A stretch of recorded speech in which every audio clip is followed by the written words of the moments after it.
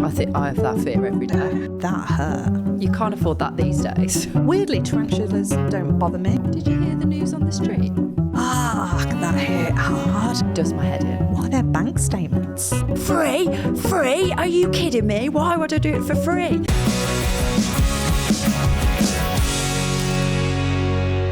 Did you hear the news on the street? There's an eyebrow twitch as well. Like, what? What's the news on the street? The news on the street is that a book came out yesterday. A book came out. A book. Better not just be any book. It's the book. The book of the year. Actually, can I extend it to it's going to be the book of a year and a half?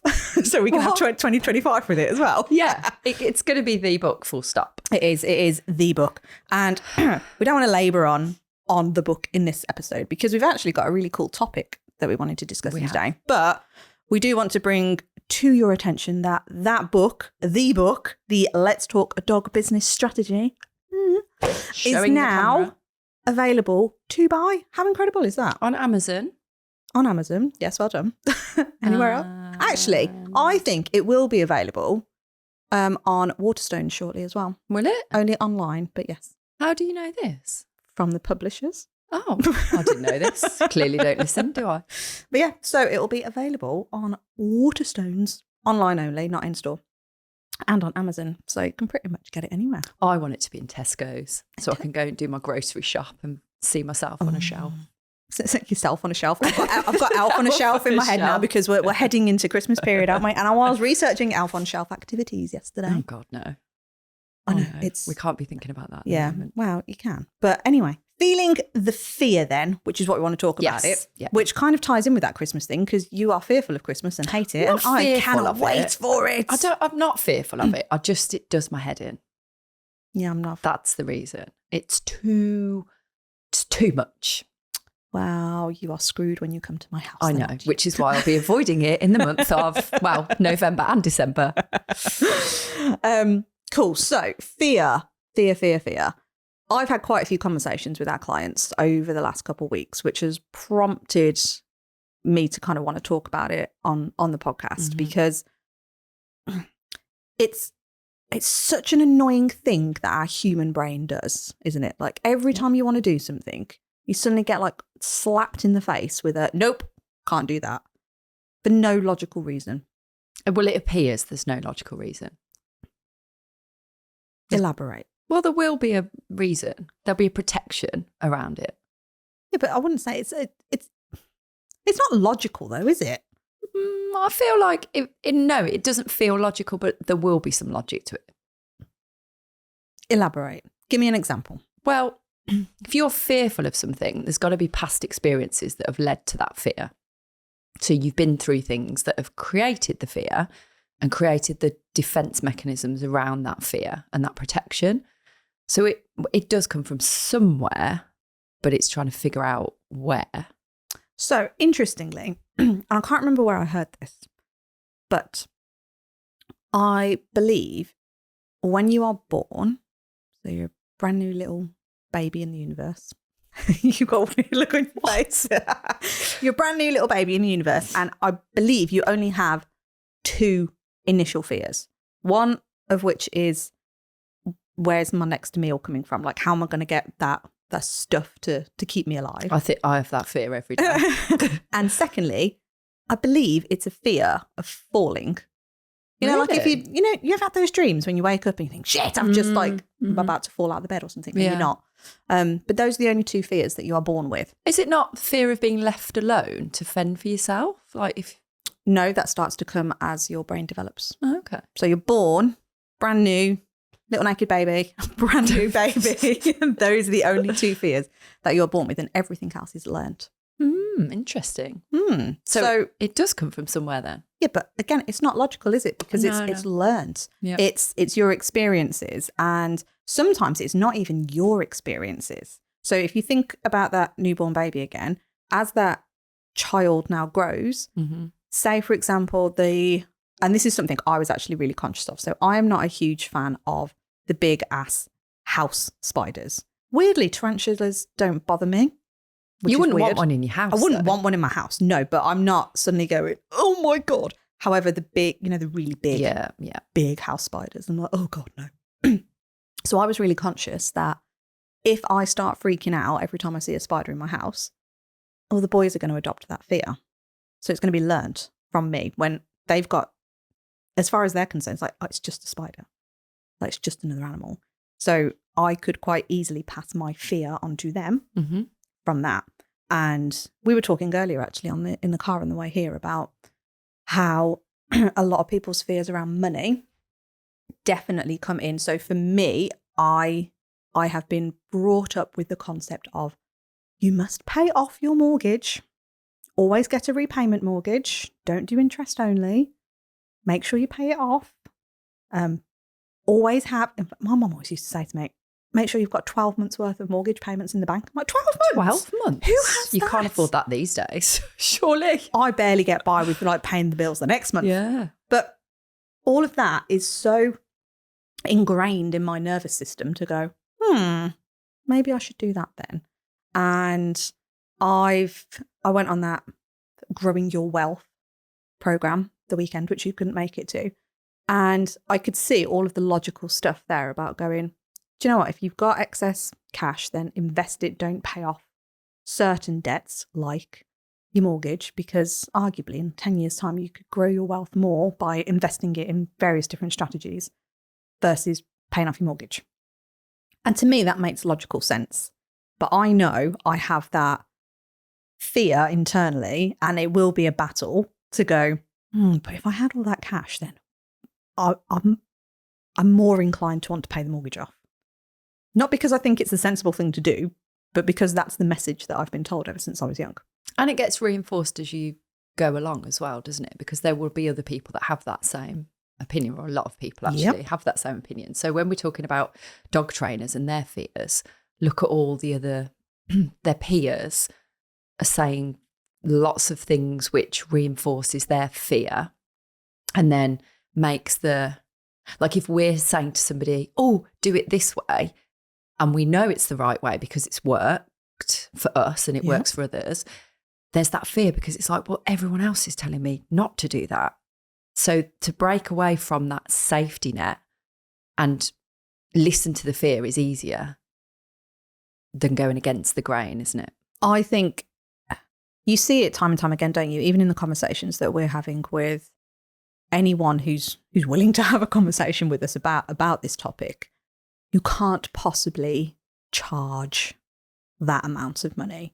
You can't possibly do this. You can't do that. People don't want this. Make dog training affordable. I'm like, what's affordable? What does that mean? Mm-hmm. So your version of affordable could be completely different to mine. And again, there's going to be context around it. But by allowing our brain to operate in this space of, oh, well, I can't do that because that might upset somebody there, or I can't do that because I don't know what's going to happen, or I can't charge that because nobody's going to pay for it, or maybe I've tried it once and then it doesn't work. There's not enough data to kind of support any of that, really. Because again, if you're putting out a new program and you're trialing it for the first time and you get a no, well, if you didn't believe in it in the first instance, that no has just reinforced your theory on it not working. So we go, well, see, it didn't work. Nobody wants it. And one of our favourite people in the universe will always go, what people? What are their names? Where do they live? What are their bank statements? What are their bank statements? It's true though, isn't it? It's a bit extreme. You're never going to ask somebody for their bank statement. But I bet you like 99% of people that tell you they can't afford it, they can. They can. They're just choosing not to do it. Or they're not seeing that they need it enough. Yeah, that's it. So it's their choice to say no to it. And it's just an easy out because we're too scared to talk about money. But let's look at like pretty much every industry. Like we've talked about this before, but I think it's worth revisiting this of the choice that people should have about how much money they want to spend on a certain thing. So let's look at like holidays, for example. Does Sun Holidays still exist where you collect the tokens? I want to say yes. I think it does. Yeah, because I'm sure I was considering it a couple of years ago when Clay was only Well, I had clay, so it was within the last 5 years. Yeah, but you can collect the tokens and you can get a really cheap, like quite good deal, can't you, through the Sun holidays. I've done it myself, actually, years ago. So if you want to go on holiday and you want to enjoy some family time and just be together, go to the seaside or something, you can do that. And if you want a really luxury holiday, you can book all inclusive at a resort abroad and go on all these excursions and trips and all that kind of stuff. But does that detract from one or the other? Like, there needs to be those choices so that everybody can choose which one they want. Yeah. And just because those luxury options exist or the higher price ones exist doesn't mean that they shouldn't. Like, doesn't mean that because what will it do? Take away from the Sun holiday option? It won't. It will just cater for those people who want that, and the other one will cater to the people who want the low budget ones. That's all it is. Same as the supermarket. Different tiers of a supermarket. Yeah. Biscuits, for example. You've got your value, you've got your middle option, and then you've got your premium range one. Why should there not be options for people to decide which one they want? It's not for us to make that decision for them. It's for them to make that decision. Even stuff like hospitality. You can go and watch a football match, sit in the stands, pay whatever. I haven't got a clue what a football match would cost. Or you can go in hospitality and pay a lot more and have a nice warm experience and get free, in inverted commas, free food and free drink. It's a choice for everybody. So why are we making that choice for people is the question we should be asking ourselves. Yeah. And this comes back down to as well, you as the business owner should know who you are catering for. And I think this is where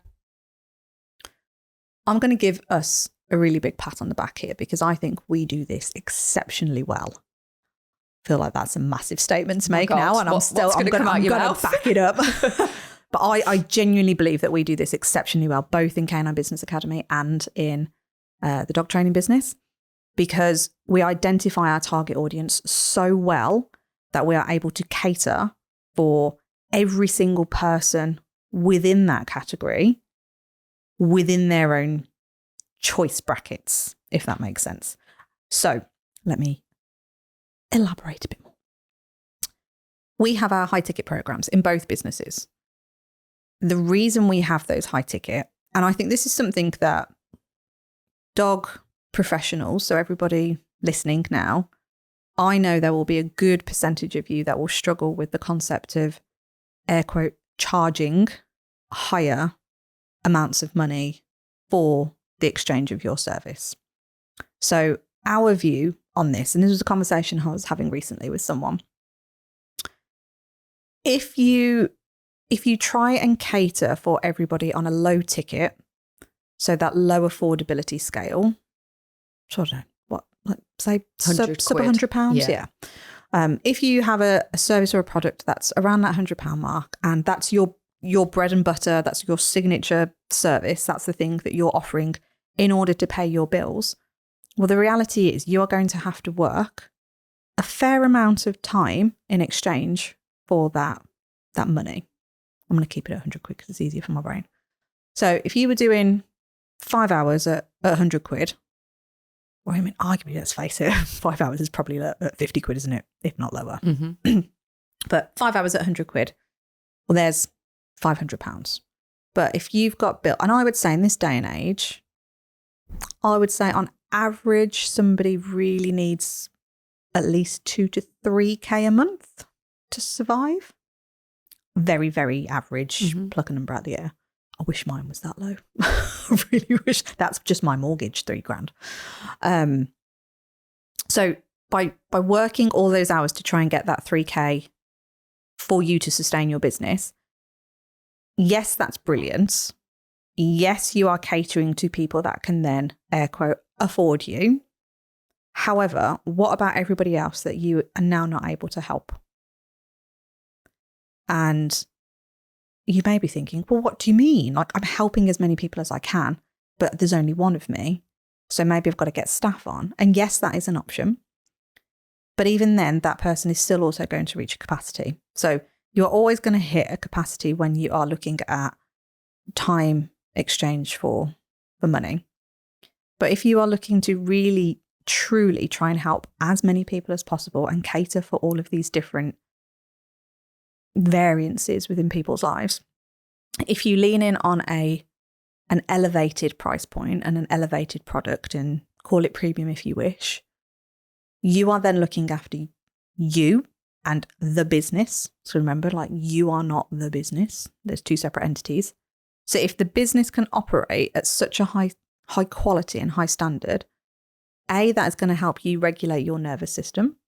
So it's going to keep that little crazy lizard in your head, the lizard part of your brain, which is going, I need safety, help me, like, just make sure I can survive.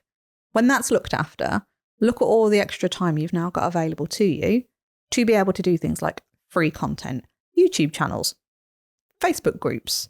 You could even offer free one-to-one work if you so chose. Like, you've got so much choice to do it because you're actually catered for.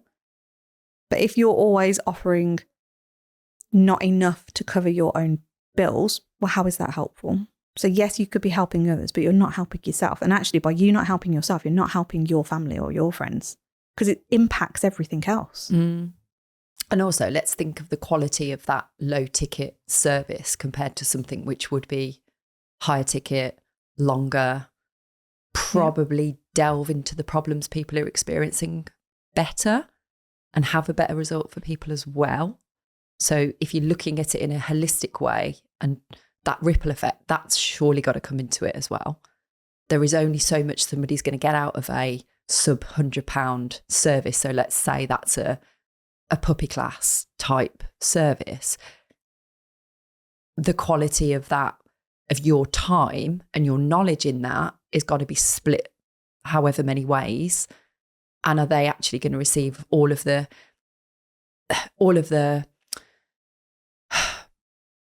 knowledge that they need from you, like, that's very specific to them? Because I would doubt that very much as well. So we've got to look at the whole picture, haven't we, with all of these things? Yeah. And I think the fear around money specifically, I'm going to say it's in the top 3 of reasons why people won't do anything to their business, or they'll go, no. And then you get that deflection piece, don't you, where actually it's not your fault, it's everybody else's. Yeah. Like, the clients don't want to pay it. People don't want to pay it. People don't want to invest. Oh, here's a good one for this time of year.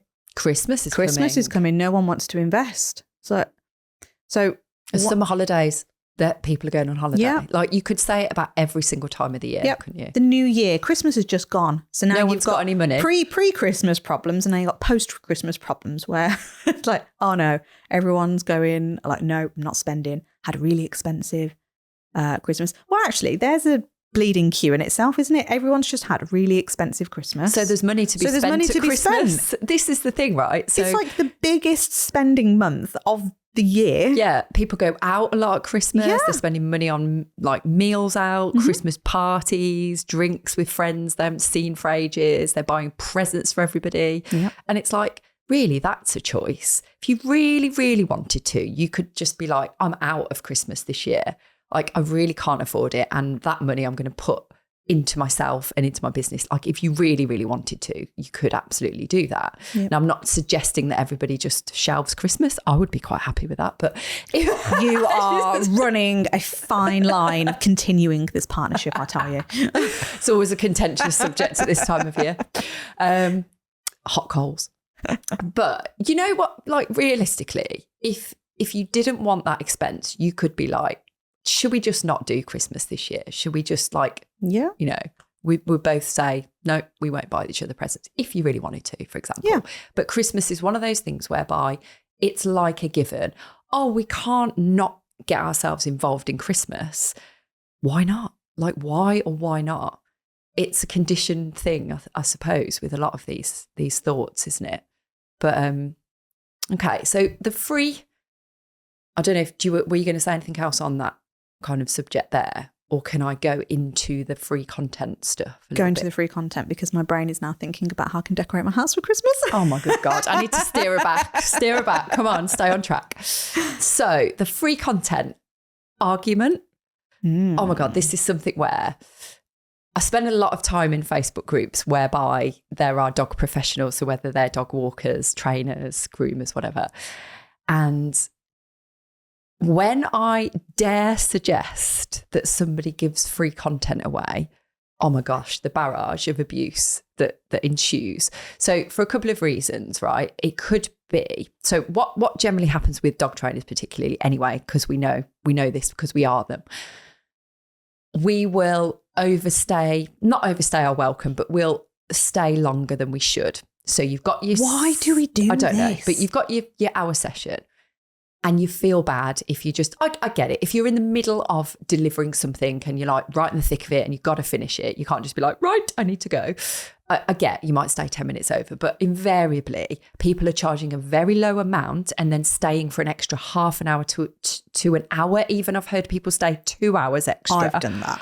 Yeah, for like a really low amount. So that in our eyes is like, that's the wrong kind of free. Mm-hmm. You shouldn't be doing that. That is such a mindset issue, isn't it? Yeah. On both sides, because I remember I'm going to call it overstaying my welcome, because arguably, if you look at it from the client's point of view, you imagine like if I'd got you in as a dog trainer and I got you in on my lunch hour and you're still pissing about like 30 minutes later, I'm like, I've got to go back to work. Got somewhere I need to be. Yeah. Like it's awkward. Yeah. Why do we think it's okay to just stay there? And I'm asking myself that because I've done it. I've done it loads. In fact, I even did it yesterday. Oh, there you go. Well, yeah. So the difference with it is I'm looking at it like you're doing a one-off session for somebody, you're charging like 40 quid or whatever, and then you're there for 3 hours, right? So that is not a business, does not make business sense at all, because you may never see those people again and they're probably not going to absorb all the information. That's one side of it. The other side of it is that you are over giving for no return anyway. And so when we say free content, what we mean is so that people can understand more about you first, so their buying decision can be easier. The more they know about you, the more that they've got an idea of what you're going to say, how you're going to act, your personality, how you come across, whether you're the right kind of just human being. Forget what you know.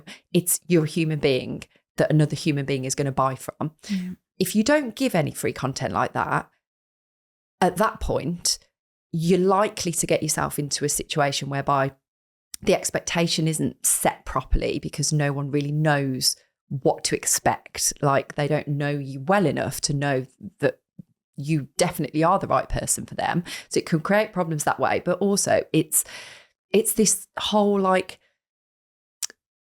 if we can get the free content bit happening at the right time, it can really pay you dividends back. And I suppose it's flipping the mindset of like where the free stuff should come in, I suppose, is what I'm trying to say. So there's a strategy around free. There's a like we talk about strategy a lot. Obviously the book is called Let's Talk Dog Business Strategy, but there's another shameless plug. But it's the strategy within there's so many little strategies around the big business piece, isn't there? With everything. And this free value or free content bit, which might horrify people. And honestly, the backlash I get sometimes from going like, why don't you just do this bit for free? In fact, here's an example. Someone in a group I was in recently was talking about getting in front of breeders. Right. Getting in front of breeders, talking to breeders and going, I can offer your new puppy owners a 2-hour, I think it was like an in-person, a 2-hour in-person starter, first night with your puppy, like getting them house trained, like a 2-hour thing. And then that's the product. Right? Now, the breeder she contacted was nowhere near where she lived. It was like way, like hours away. Okay, so first of all, like how are you going to deliver that in person? And then what happens next for those people? Because you live miles away. So are they actually going to then do anything with you, like book onto a class with you afterwards? Probably very unlikely. But all that person was thinking about is that 2-hour, that income for that 2-hour workshop or whatever it was being positioned as. And so I saw this comment and I was like, do you know what would maybe be better is if you had an arrangement with the breeder and you offered something for free. Now that could be a free video with you going through a few bits that you know, they get as part of a puppy pack or something. It could be a PDF. It could be that you do an online live thing with them for an hour and all those owners that have adopted a puppy get to come on their live. If you do that for free, and then you've got the next logical step for them to follow on to. So that could be a course, that could be something longer term. I'm waiting to hear what this reply gosh. Jesus, right? The amount of people, free? Are you kidding me? Why would I do it for free? That sounds ridiculous. I do enough for free. Here comes back. Yeah, but this is where it comes back to, you've probably stayed at somebody's house for 3 hours and charged 40 quid. So what else would somebody be doing for free then? Well, I'm guessing it's just free advice on a phone call. Someone rings up and says, I've got this problem, and people give free advice on the phone. Now, that's another reason where we wouldn't be giving free advice, because they're not going to take it. No. They're not going to implement it anyway. You can't ever give advice though, can you? Because you don't know the context. No. And I've been there, done it. I've made all the mistakes, and you try and think, it is a typical one, isn't it? I can't afford it. So we're like, okay then. But I feel really bad that this dog is going to really struggle. So heartstrings. Tell you what, can you just do this for me then, please? So can you, I don't know, I'm trying to think of carry the puppy an around example and get it used to traffic and cars. Yeah, it's like just do this thing. Or if you're just trying to get them to go out for a walk for the first time, it's like, don't worry about it too much, but like try and like leave the lead and the harness and the collar and stuff out a little bit. And you're there inevitably going like, do this thing, do the stuff, which essentially is what you want them to pay you for. Yep. But actually they're not paying you for that.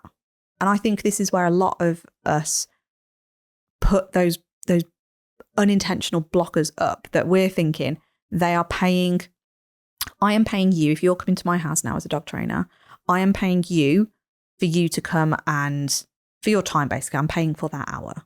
I was like, I'm not. I'm paying for the outcome of that hour or the outcome of however long you're going to work with me. Because, and I think this is where this industry is really, really poor at. We are so focused on that hourly value exchange. So, of course, somebody is going to decide, and you will do this yourself, if I'm buying an hour, what is an hour worth to me? And that's where it just goes incredibly wrong, because you should be an outcome-based business, not a session-based business. Because I'm not buying an hour from you, I'm buying the outcome. Yeah. Does that make sense? Yeah, no, it does. So, like when you go to the dentist, if it takes 10 minutes, but you come out, say you go to the hygienist and you've got like plaque around your teeth, whatever, and the outcome is you want cleaner teeth when you come out. You want your teeth to look better, you want them to feel better, you want them to be checked to make sure there's no fillings needed and your teeth are healthy. If that takes 10 minutes or it takes an hour, the same outcome is what you want at the end of it. It really doesn't matter how long it takes, does it? Yeah, no, not at all. I was thinking actually about the latest, our latest mentor we've invested in. It's like what? Technically, if you look at the stuff, technically it's like what? 2 hours a month? And a vault, I think. Yeah, there might be a bit. There might be something else. Clearly, we've forgotten. Yeah. And that was best part of 10 grand. Now, if I'm working at the hourly rate at that, I'm like, fucking hell, like how much for an hour? Although he does charge an astronomical amount for an hourly rate. Yeah, it does. But if you're looking at it like that, we're going, absolutely not a chance in hell am I going to do that. But how we've looked at it is going, the outcome is going to be, we're going to have a larger audience growth. It's content creation. Like there's so much stuff that we are going to learn and get out and be able to apply and implement. More importantly, it's totally worth it. Mm-hmm. Well, look at this podcast, for example. If we counted up all the hours we spend recording, traveling here, it's like 2 hours to get here. A dicking around before and after. Like if you work that out as an hourly rate, and we don't get paid of a return, like you don't listen to this podcast and pay at the moment. She dropped dropped a little thing in there. That wasn't intentional either. It just was gathered the opportunity was there, so I took it. You don't pay for this, so therefore, like, where's the return? Like, where's the hourly rate coming from for us? And the reason we do it is to build that awareness and get people, you know. I feel like I just need to put a little caveat on that. You will never pay for this podcast. No, not this one. Not this one. Okay, just putting that really as a bit. No, this one won't ever be chargeable. By the way, we'll keep doing this for free. But yeah, if we were to work that out. Yeah. It would just be like minus, whatever. So you have to start thinking about what's the outcome of your business. And again, I think this is where that fear bit massively kicks in, because we're going, oh, well, I mean, let's face it. Fear it can manifest itself in so many different ways, can't it? Like you can be, what you sometimes think you're fearful of, you're not. It's almost like the surface level bit. And then you have to keep digging deeper and go, actually, what is stopping me from making that next step? Oh yeah. And we've both been through this a lot of times. Yeah, so much. And it comes with practice, that. And I don't think there's any one magical way that you could go, right, do this thing and then you're going to get over it. And then it's a work its in way. progress, isn't it? Absolutely. Always. And I genuinely believe it's like a daily work in progress. Yeah. In fact, I even said to you this morning that I've had, well, everybody who knows and follows us, I've had a really shitty time the last couple of weeks, and I've stopped doing my habits that have gotten me through the whole year, basically, of doing some things like some affirmations and listening to some positive mindset books and just putting myself in that really good headspace and doing some things that I'm grateful of. I'd stopped doing all that. And then these last few days, I've started doing it again. I'm like, oh my God, immediately I feel better because my brain's just suddenly going, oh, look at all the amazing things that are around you instead of looking at the negative. We have this a lot with our families, don't we? Yeah. Like it is so difficult. And I feel like we have done a podcast episode on this, or it's weaved in somewhere, isn't it? But it is so difficult when you surround yourself with people that are fearful and going back to, that little newborn baby, everything is learned. So whoever you are hanging around with, their fears are going to seep into your brain. They will absolutely take over and you will start thinking and feeling the same way that they do. But it's only when you're asked questions whereby it gets you thinking about it in a deeper level that you realise that, because you just think it's part of you until you go, oh, that isn't actually my opinion or my view. That is somebody else. And that is a collective of people that say these things. And maybe it's happened to one of them.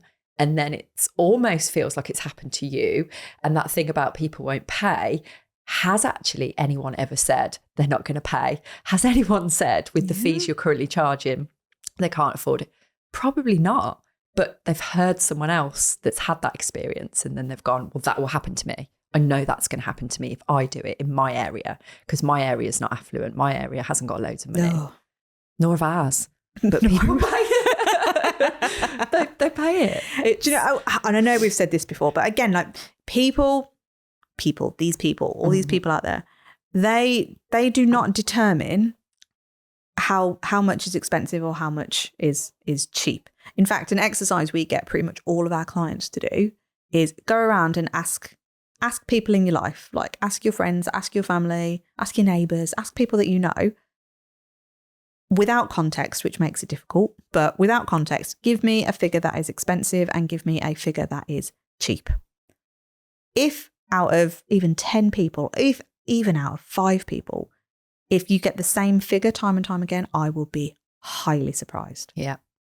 And the point of that being, you can't determine what somebody else believes is expensive or cheap. You just can't do it. No. And it can range from someone saying £100,000, like a price of a flat, to £100 is expensive. Yeah. And from 5p to 100 quid is cheap.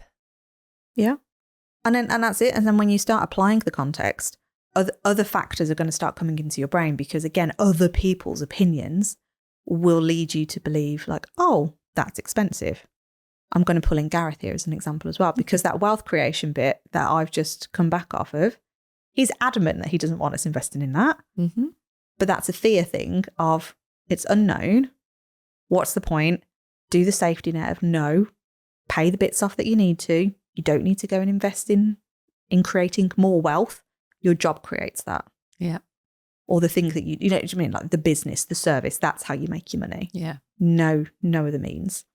But that's a fear bit, because it's the brain going, I don't know anything about this. I'm not certain. But that will have come from somewhere as well. Yeah. And it's, right, how do we start coming over this? So I think when you are looking at almost the life you want to create and the business that you want to have, because they do kind of come hand in hand, especially when you're an entrepreneur. Like for us, it's the most exciting business. Like we get to almost play like the little puppeteers with our own life and be like, oh, look what we could do today. Look over this. But start thinking about what that life could look like and start retraining your brain to go, allow yourself, like, dare to dream a little bit bigger. It doesn't have to be super massive big. Like in some cases, where would you rather be? Like 10 steps ahead, ideally, potentially. And those 10 steps for everybody are going to look incredibly different. Like even for me, 9 years ago, when I was doing dog training as a side hustle to the job, my next step was, oh my goodness, wouldn't this be amazing if I could do this full time? That was my next step. It's like I couldn't figure out quite how to get there and drop the 70k salary job with the company car and everything that I'd known for the last 14 years. I couldn't figure out how to drop that because it was such a huge part of my identity. But I knew I wanted more of the dog training.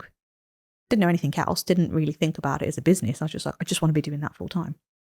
So you take that step forward and it's scary, but I did it. Yep. And then you figure out the next bit and you take the next step. But also you can almost reverse engineer it a little bit. So I look back at when the jobs I had before being a dog trainer were always unsociable hours. Like pretty much every job I've ever done has been unsociable hours. Really dodgy hours. Yeah, working Christmas, working like bank holidays, like working evenings and stuff.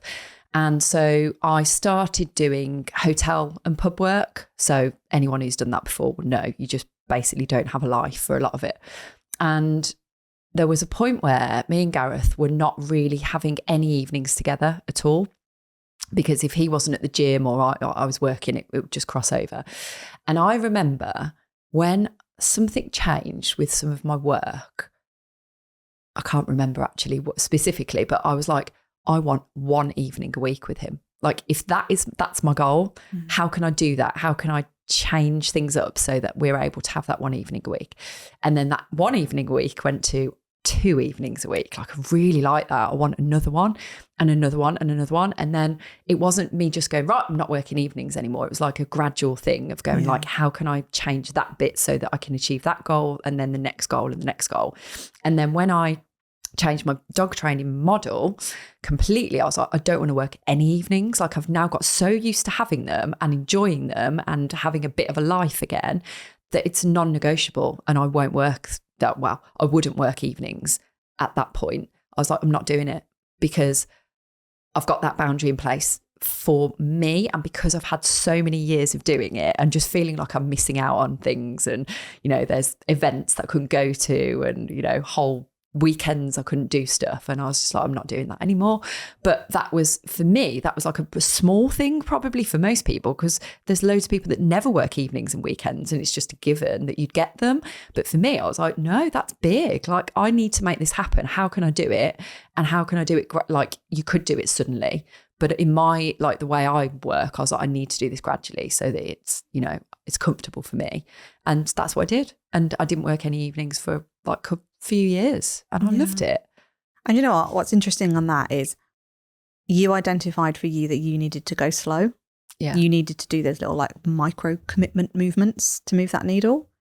Whereas now, I don't think you'd do that. No. I think you'd have gone all in. Yeah, I would. But the point of that is when you start to stretch your comfort zone, like you can make bigger decisions next time.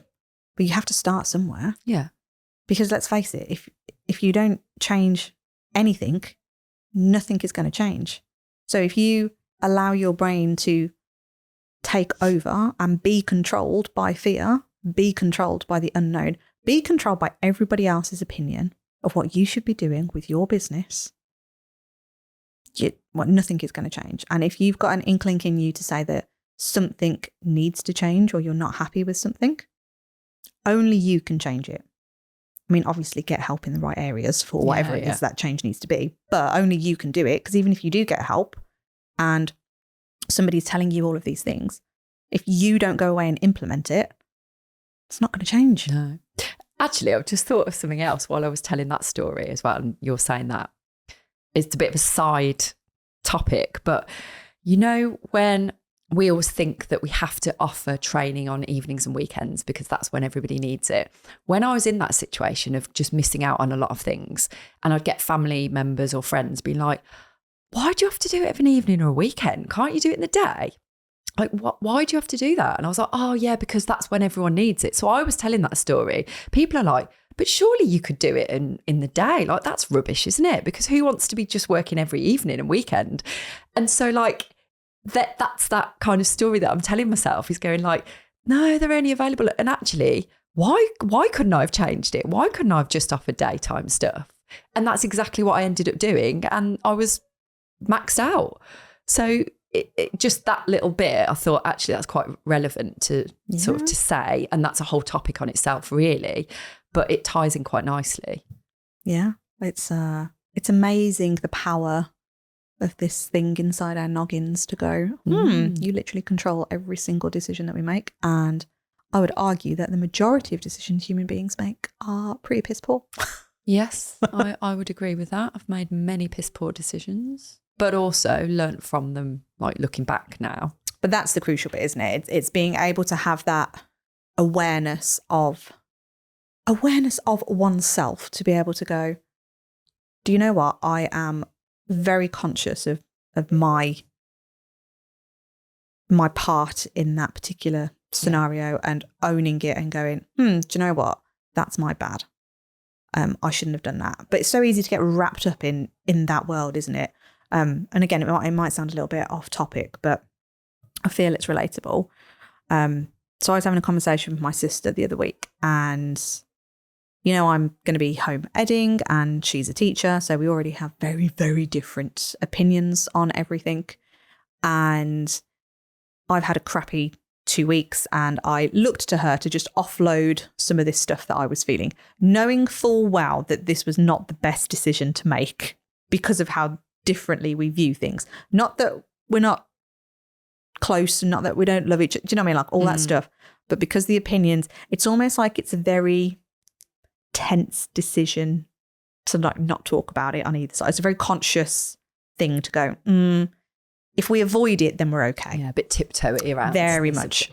But because I was feeling really crap, I was like, I just wanted to talk to my sister. And I offloaded some stuff, and I was greeted with exactly how I thought I was going to be, which was a bit of negativity. And I ended up getting really upset, and I stormed off. And then I had to see her later on that night because we were going out to the theatre. I was like, oh God, it's so awkward. So I hadn't heard of her all afternoon. I ended up texting her going, look, I'm going to own it. I'm sorry. But actually I was owning it because I didn't want the awkwardness. So I was like, look, sorry, shouldn't have reacted like that. Even though my brain is still thinking, I'm right, you're wrong. Let's face it, it's what we all think, isn't it? And we got into the car later on in the evening, and she turned around and went, I get why you think that you can't talk to me about that stuff. But likewise, I don't think I can talk to you about how well her daughter's doing at school because I know your opinion of it. I was like, fuck, that hit hard. She's like, so every time I've talked to you about it, you just go, oh, that's amazing. And you say all the right things, but you're not interested. It's not a conversation. I was like, oh, that hurt. But I could see it. And there's me going around telling myself, oh, well, no, it's you. You're the problem because you don't see it my way. Whereas actually, we're both feeling the exact same thing. But all of that comes from fear. And you think if I'm doing that in a personal relationship with my sister, then what are we doing with our clients? Like if we're assuming that they're the shitheads, they're the one going, I don't want to pay you. No, Christmas is coming up. None of this, none of that. Dog training's waste of time, whatever. Like how much of our own story we're projecting on somebody else for it to become a self-fulfilling prophecy. Yeah. Do you know what I think? I think if we were able to critique ourselves regularly and just have the ability to just almost step away from yourself and go, was that a great decision? Or is that a great thought process that I'm having about that? Yeah. maybe not. And just, I think it's that independence of being able to just go, look at you talking to someone else, and that is that criticism of that other person, and going like, how about me? Like, what part do I play in that? Like the response that they give, what am I saying or doing to prompt that response? Because often that's the case, isn't it? Like something we're saying is triggering them to then say something. We're like, oh, it's them. And it's like, actually, it could be you. Yeah. And I know I've been guilty of doing that. I've done that before. And it's only now I'm doing this like inner work and this personal development stuff that I'm like, I'm able to see it. I think this actually makes it harder. I think it makes it a million times better, but it actually makes it harder because you have to do the work for the other person them, as well. Yeah. Because they are not on that same journey. They are not able to sit there and critique themselves. You have to do that on behalf of them. It's a little bit like, when you're trying to keep dogs safe because you know more than a dog owner, and they're bringing their dog over and you seeing that their dog's not happy, or it might be your dog not happy, but you're like trying to keep them and their dog safe. It's that, isn't it? It's almost like you're trying to overcompensate for them as well. Yeah. Because like there's no point me trying to tell you it because you won't get it. So I'll just do it for you. And then it was easier for everyone. Whilst also trying to bring them along on the journey, trying to still have a normal human to human conversation. But yeah, there's so much involved in it when you do this personal development, and being aware of your fear. I don't think you can take a next step without looking at all this fear and looking at how much it is holding you back in your business. Because like you say, like if you're not willing to look at a price point so that you can live, and I'm not even talking about like a massively luxurious life or anything here. I'm on about paying your bills every single month. Like, can you forward plan and have a nice trajectory for the next 6 to 12 months to go? I can confidently say all of my bills are covered. I have enough excess to be able to potentially go away for the weekend with a partner, a friend, a family member, whoever. Do you know what I mean? Like, nothing lavish, but just, the lizard part of my brain is safe. I'm good. I'm happy. Yeah. But if you can't create that in your business for your life, you are not helping anybody else. No. You're not doing it. And then you can't help even more people by giving away that free content. You can't, because you're blocked, you're stuck every which way you turn because you're not safe. That business isn't safe. Yeah. So I think we need to really start thinking about how do we expand our comfort zone to get bigger and better results? Who can we lean on to have these conversations with? How can we start being a bit more critical of ourselves in a positive way? Not like a pity party, I'm crap at everything, but like, oh, actually, that's interesting. Where's that come from? How can I do better next time? Yeah. And all of this stuff is going to come back and massively impact the decisions you make in your business. If you enjoyed that episode, which we hope that you have because you're still here, and you want to hear a bit more of what we've got to say, have a little read of our new book, Let's Talk Dog Business Strategy, which is officially out now. And the link to buy is in the show notes.